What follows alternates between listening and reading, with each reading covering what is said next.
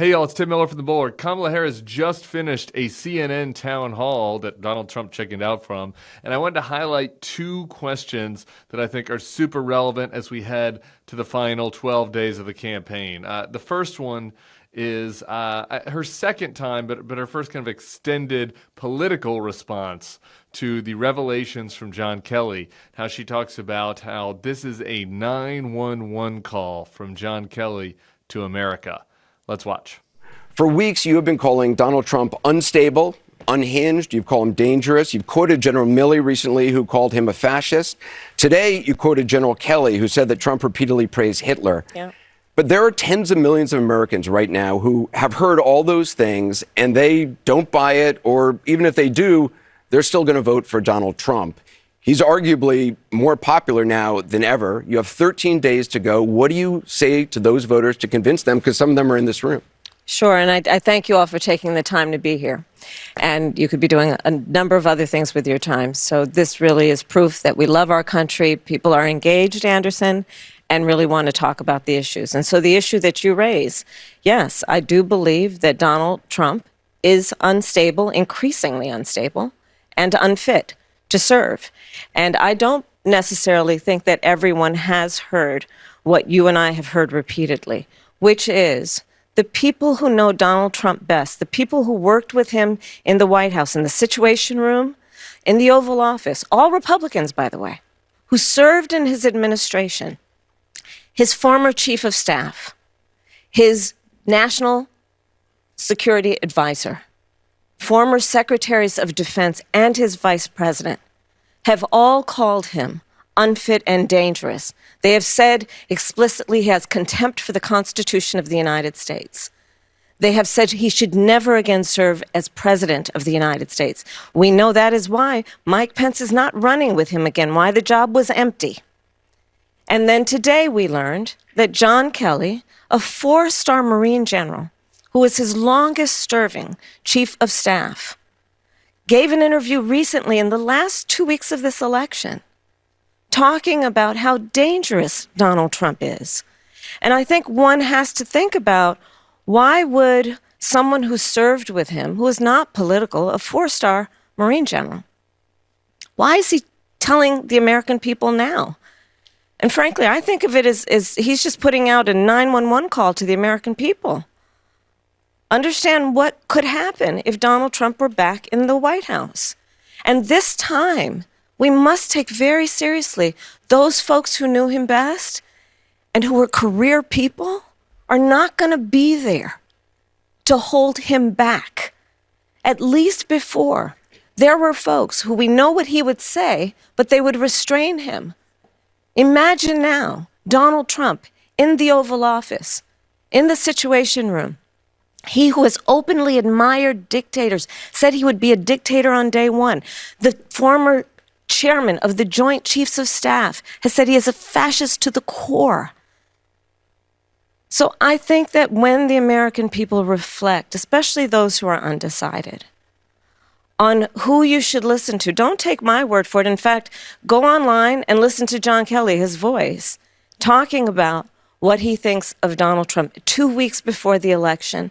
Because I think we all know, to your point, Anderson, it is close, but there are undecided voters who clearly, by being here, have an open mind, want to talk in a way that is grounded in issues and fact. And when they hear these facts, I think it compels a lot of people to be concerned about the future of our country with Donald Trump. There are a couple things I like about this answer. Number one, she offered a little fact there that even I guess I knew, but I hadn't really thought of, that John Kelly was his longest running chief of staff. I just think that's an important little note, right? It's not like this is some random staffer. And it wasn't even like a random chief of staff. Donald Trump fires a lot of people, right? It was his longest running chief of staff. I liked that fact. It just lent more credibility to this account for me. The other thing I liked is there's this temptation, and in other parts of the town hall, she kind of gets led down this path by Anderson and by some of the questioners to start talking about Hitler and fascism. And it's just like, people who think that Trump might be Hitler or Trump might be a fascist are already voting for Kamala Harris, right? So like, no matter whether you think that or not, there's not a ton of efficacy in talking about this issue like that in the final week and a half. And so I liked how in this answer she was really pointed about how there are a number of officials that have made this account. I like the line about how Mike Pence is not running for VP again for this exact reason. She's creating, all of these validators, saying like these are the people that are around him. These are people that know him best. They think he's too dangerous. She was very even keel and even tempered about it. It doesn't seem like it's like this. Oh, this is a hysterical resistance lib. Nothing wrong with resistance libs, right? But like if you think about who the target audience is, she is talking to them in a very measured and practical way. That you better listen to this 911 call. You better listen to it because these people are serious people. They are credible. I respect their service. And they know Donald Trump better than you do. And they're saying that they can't be on board. I like that. That is very strong framing for the end of this campaign. The other answer that I really liked was on what is different about her from the Biden-Harris administration. What would be different about the Harris-Walz administration from the Biden-Harris administration? Let's watch that. My administration will not be a continuation of the Biden administration. I bring to this role my own ideas and my own experience. I represent a new generation of leadership on a number of issues and believe that we have to actually take new approaches. For example, what we talked about in terms of housing. My experience that leads to that priority includes what I did to take on the big banks around the foreclosure crisis when I brought billions of dollars to homeowners that were the subject of predatory lending. I know what homeownership means to the American people, not to mention what it meant to my mother, who worked very hard and saved up so that by the time I was a teenager, she was able to buy our first home. I bring to it my experience actually taking care of my mother when she was sick, and it was, as it turned out, dying from cancer. And so I know what it means and have the experience of taking care of an elderly relative, and I have raised children. And so I bring to my priorities and will, as president, a new approach and a new idea, frankly, about what we need to do to deal with the sandwich generation, which is what we call those folks who are literally in the middle, who are raising their young children and taking care of their parents, which is why my plan and approach says, hey, you shouldn't have to wipe out all your savings to qualify for Medicaid to be able to get support to hire somebody to help you cook for your parent or help them put on a sweater. I've done that. I know what that requires. You shouldn't have to quit your job in order to do the work that is necessary to take care of your children and your parent, because it's overwhelming to try to do it all. And so my plan is to have and allow Medicare to cover the cost of home health care for our seniors. These are a couple of examples, including what we talked about in terms of price gouging and what we need to do in addition. And it's a new approach that I think is well overdue. Let's invest in the small businesses of America. The woman who helped raise us was a small business owner. I know who small business owners are.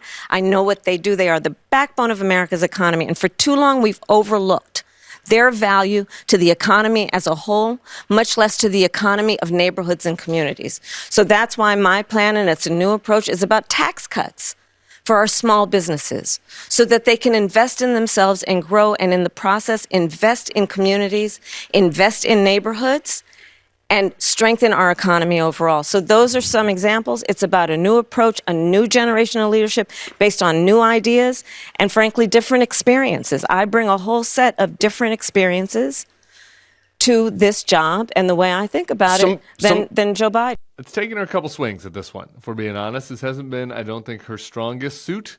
Part of this is that, like, this has always dogged VPs. Gore struggled with this with Clinton. Bush struggled with this with Reagan, or at least that's what Bill Kristol tells me. I wasn't around for that.